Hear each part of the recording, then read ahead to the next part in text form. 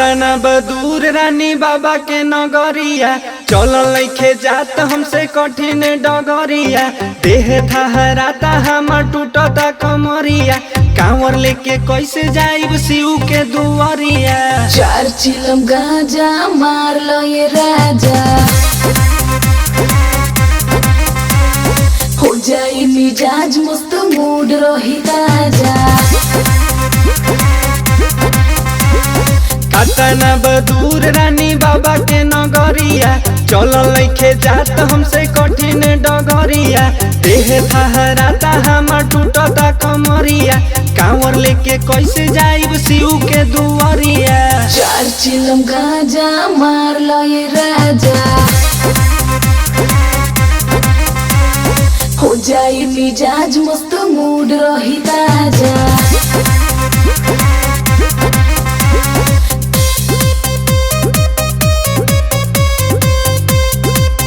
Music by Prince Pawan.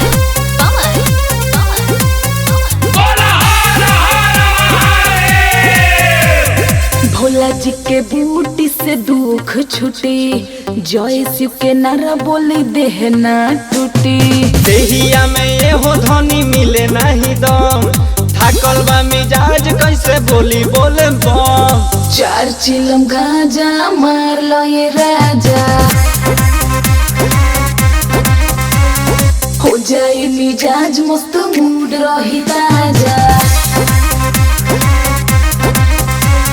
कातना बदूर रानी बाबा के नगरिया, चल लइखे जात हमसे कठिन डगरिया।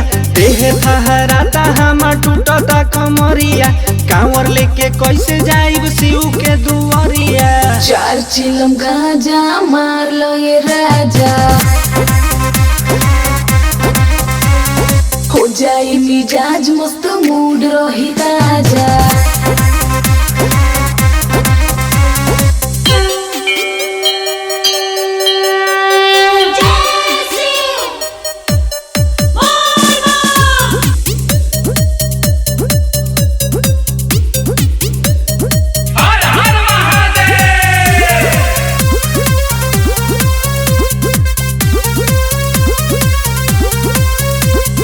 पिया प्रिंस पवन सब दुख होई दूर, भोला जी के कृपा होई भरपूर।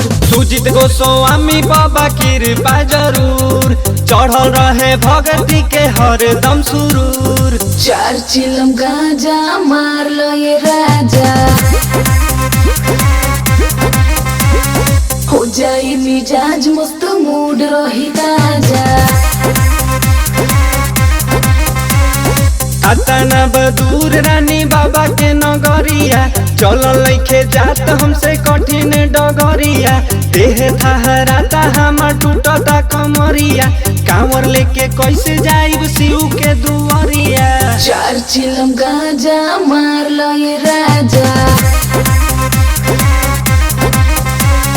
हो जाए मिजाज मस्त मूड रही ताजा।